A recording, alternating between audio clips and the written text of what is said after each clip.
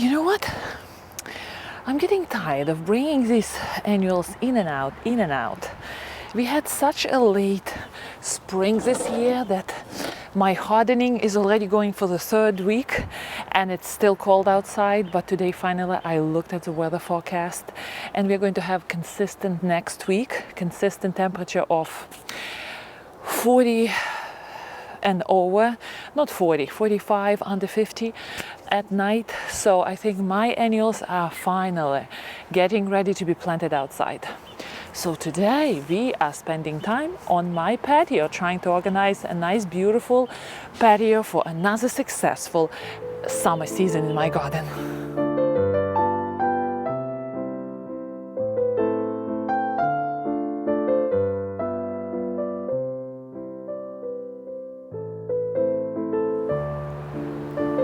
I'm looking at my salvia and my salvia is looking right back at me. I started this salvia, and by the way, it's Salvia Blue Monday Sage. I started this salvia, approximately 8-10 weeks before the last frost date. And for our region, zone 6-7, last frost date is April 15th. And mind you, now is the beginning of May, and I'm still hardening the salvia to go outside in the pots. Now, the reason is, just a week ago, we had a very cold spell. We had 36 degrees outside at night, and I had to bring salvia till now. All the nights, salvia spent indoors because we really had very late spring. And these guys are getting tired to be in such a small, confined space. I'm feeding them, but they are not looking very happy. They are ready for a bigger container. And I just checked all the weather for the next week. We are going to have good weather, under 50 at night, and I think it's time for these guys to go because at this point they will start failing in these fairly small containers. So let me acquaint you with my propagation process. Salvia Blue Monday Sage, this is the salvia I planted. I planted it indoors in our back sunroom, and because I have only one nice sunny window, I cannot afford to have a lot of space. So the way I deal with that problem of small space, I create myself these small containers from a newspaper, and what I do, I roll them inside. I take the water bottle, I roll the newspaper into that water bottle, tied it up at the end. As you can see, newspaper is slowly starting to decompose here. And then I fill it up with soil and I plant my little plants in that soil. And because these newspaper, I call them newspaper pods, they're so kind of small and long, so they're tall and long. They occupy not so much space, so in this container, in this space, I can put a lot of plants in a way. And that's basically all what I can do in my sunroom, maybe another tray like this. But for this year, I was doing salvia and phacelia. Phacelia didn't grow well for me. I'm going to plant it directly into the garden. But salvia is doing all right. I'm going to pinch it and I'm planting it out today. So basically what happens with this newspaper, by the end of time when I'm ready to plant my annuals out, newspaper is ready to collapse, and who cares? I just throw it into the garbage, or I plant newspaper together with the plant inside the pot. And it's a great way for me not to deal with plastic, to have a tight space here, and all the plants are kind of happily growing. Last year I did marigolds, white marigolds, the same way, and we had a very successful season on the patio. And this year I'm doing Blue Monday Sage. So basically, for the beginner gardener, please know that you have to time when you bring your baby plants outside with your last frost date. So for us it's April 15th, but because we had such a cold spring, I really didn't rely on that date. So beginner gardeners, you always have to look outside, and if you see that the temperature at night is consistently falling below 45, it's not a good time to plant your annuals outside. Keep them inside if you can. And if the temperature keeps being cold, maybe you want to replant your plants in bigger containers, but you don't want to damage them and put them outside into the weather which is too cold. Now again, for the beginner gardeners, you know, these are called annuals. But not all annuals are true annuals. In some areas, annuals are perennials, but when we go into colder areas, for example, in my zone 6-7, I have a perennial in the garden, which I always treat as annual. It is Verbena bonariensis. And because it's so bushy and it grows so well first year, it is treated as annual. And every year I keep reseeding, spreading seeds all around. So there are true annuals which live and die every year. Live 1 year, die, produce seeds. Those seeds will start living next year. And there are perennials which are treated as annuals because of the cold weather. And in other parts of the country where it's warmer, they are perennials. So we cleared that. This salvia, is a true annual. So at the end of the season, it will bloom itself away, set seeds, and will die. And I will have seeds, hopefully to replant it for next year. Now, the soil for our pots. Here I have these pots. They're not expensive pots. They are, how do you call it? They are sold to us as pots which can sustain cold temperatures and overwinter all right. Well, I don't take that knowledge, I don't take that fact as a true fact, so I never overwinter my pots outside. So basically what I do, this soil in the pots started as soil, especially for containers, which I bought in the garden center. But then what I do in the fall, I take all the soil out, I put it in one big hill at the end of my garden. That soil overwinters there. And then in spring, I put that soil back into my pots. I mix it with fertilizer, whichever I have, natural or artificial. I will be feeding these pots with artificial fertilizers, which I'm not using in the garden, by the way. I'm not really for artificial fertilizers in the garden, but because environment in pots is so different than from natural soil in the garden, I would be using artificial fertilizers here. So what I do in spring, I put that soil back. From my experience, worms do not invade that soil yet, and I really don't like worms in the pots. So I put that soil back, I mix it with fertilizers, a little bit of some organic matter, compost or well-aged cow manure, just a little bit to wake up the soil, and I put it back into pots. There are two reasons why I do it. Because I don't want to schlep this heavy stuff into the garage in the fall, pots with soil, you know. And the second reason is I don't want soil to be consistently dry for a long period of time. Soil, I truly believe the soil is a living matter, and we want to give soil space to live. And in the garden, the dry soil is usually dead soil. All the microorganisms don't have good, healthy environment to thrive. So I prefer my soil to be outside in the garden, wet and going through all the thawing and warming cycles. And then the soil gets back into the pots. I put fertilizer in it, and I'm ready to plant my annuals. Before we start planting, I just want to tell you a little bit about the design, my approach to the design of the patio. So my patio, as you can see, it's not really big. It's a middle-sized patio where we can fit approximately 1, 2, 3, 4, 5, 6, 7, 8, 9, 10, 15 pots the most. And how I approach the design of my patio is I like to have a lot of green, bushy presence in the patio, on the patio. So I rely, half of my pots are dedicated to foliage plants, and these foliage plants are my sedums. I like sedums to be the backbone of the patio planning. So I have 1, 2, 3, 4 pots of sedum, and there is another 1, 5, which I will bring in. And because sedums have, this is autumn joy sedum, because sedums are so reliable and so hardy. They are believed they're hardy to zone 3. They are overwintering in these pots, and I basically don't need to do anything with them through the winter. And by the way, look at this.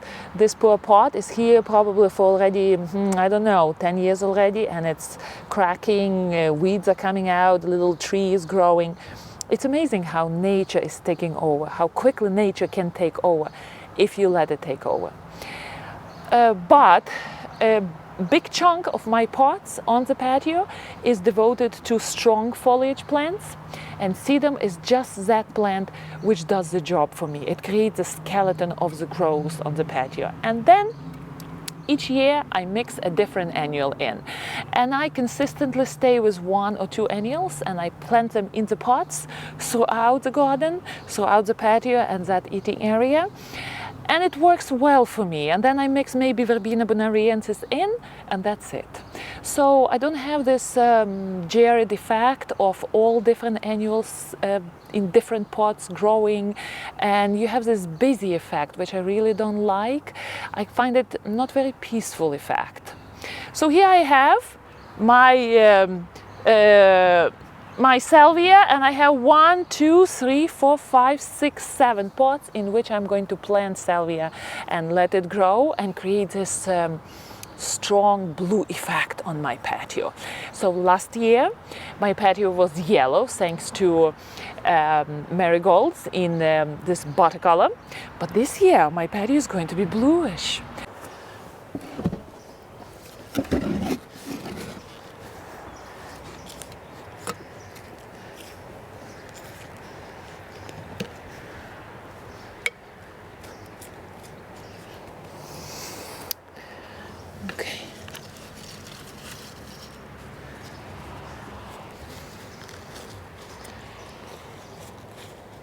Oh gosh, these guys, poor guys, they're all so overdue for transplanting.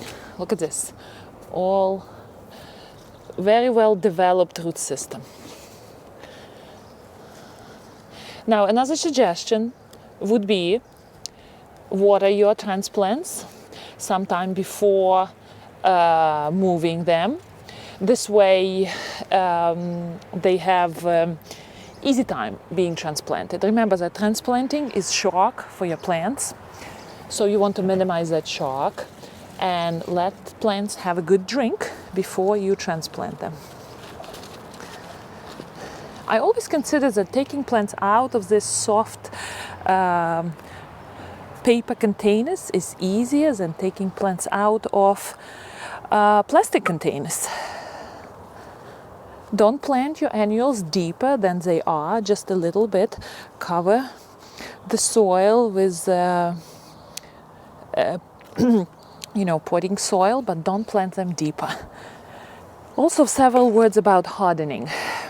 A lot of people feel that they can skip hardening. And by hardening, I mean we have to get plants accustomed to harsher conditions outside. Because if they are spending time in your beautiful cozy home, they don't have wind there, they don't have these big fluctuations of temperature. They just have beautiful thermostat set for the same comfortable whatever degrees, and wind is not present there. So their stems are not really hardened and they cannot take strong winds. But you know what happens in spring when you bring your annuals outside to harden off? Their stems are getting darker and their stems are getting stiffer. It means plant is adjusting well and is managing to handle the wind much better. Now you cannot really skip hardening process because plant does need time. Usually it is recommended that you need to do it for 2 weeks, and you start with 15 minutes here, half an hour there, 1 hour. Make sure that you don't keep your plants outside from the beginning on very strong wind. Sheltered location, maybe in dappled shade, and then slowly get your plants acquainted with the stronger wind and stronger sun. And you will be surprised how quickly plants respond with, look at these stems. They are nice and dark and ready to take on the elements. I hope you're not going to have any more of cold, zappy conditions. But I think these guys are going to be very fine outside here. So I am planting 3 of them in each pot.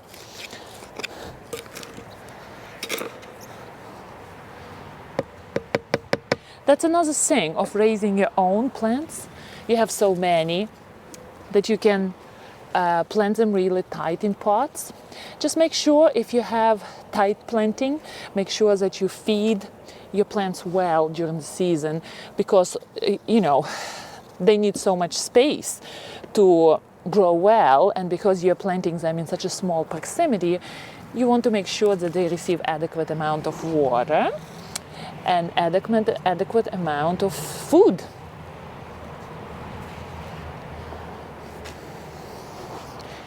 Here we go.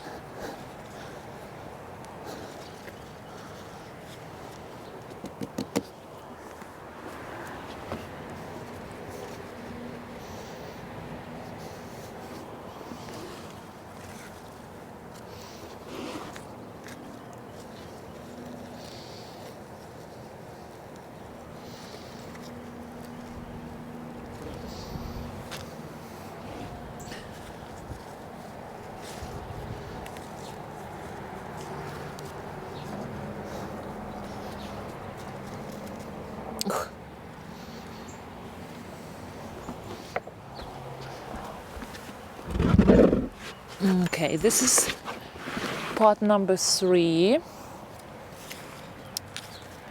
A good hint for beginner gardeners: always make sure that you don't fill your pot all the way to the rims, because then it will be so much more difficult for you to water your pot. This way, when my soil is a little bit lower, I just put water in, water accumulates without spilling, so it's so much more easier to water your plants when you don't fill the pots all the way with the soil, all the way to the ends.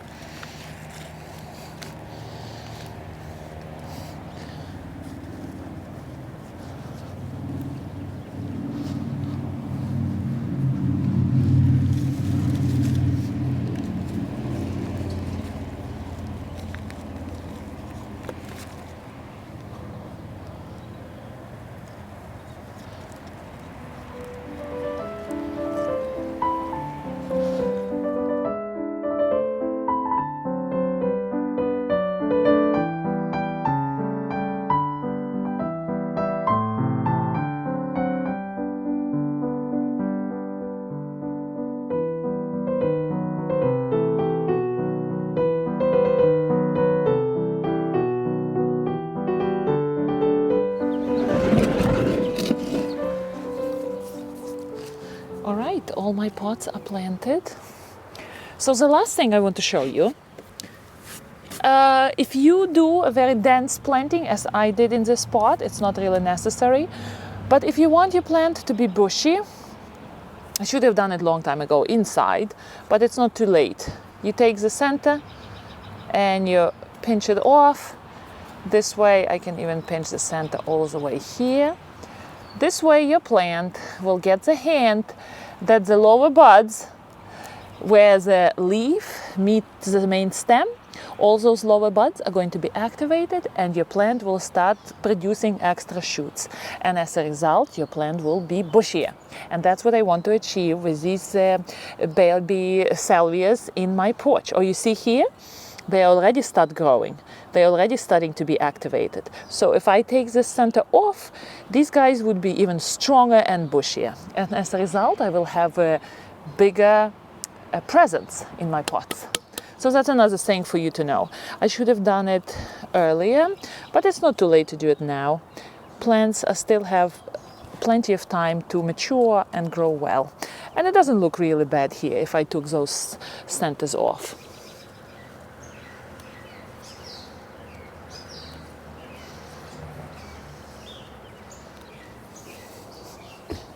Don't worry, you're not going to kill the plants this way.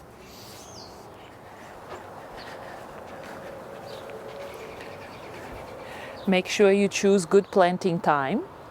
Usually cloudy weather, as it is today, is wonderful. If you have really strong sun, try to plant your annuals and give them some sort of shady condition. Usually when such thing happens, I put a chair just to shield my new plants from strong sun all day, because it's a shock, as they're going to go through transplant shock.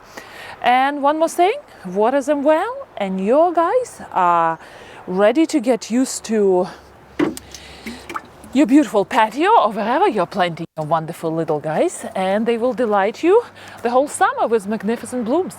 And again, annuals are all about blooms. They are very keep in mind that annuals are very picky about sun. That's the only thing they crave all season. They are not as particular about soil conditions, but they need to have sun. And I'm talking about annuals which are sun-loving annuals. There are annuals which are preferring to grow in shade, but we are talking about annuals which love sun. If you want to plant sun-loving annuals in shade, they will fail. And they will fail not because of poor soil, but because of lack of sun. So give your annuals plenty of sun. They will be basking, producing flowers to no end. And you will be enjoying them on your patio, like I'm going to enjoy these wonderful blue, true blue blooms from my salvia in my patio. So hopefully you are gardening. Be good. I will see you next time. Happy gardening.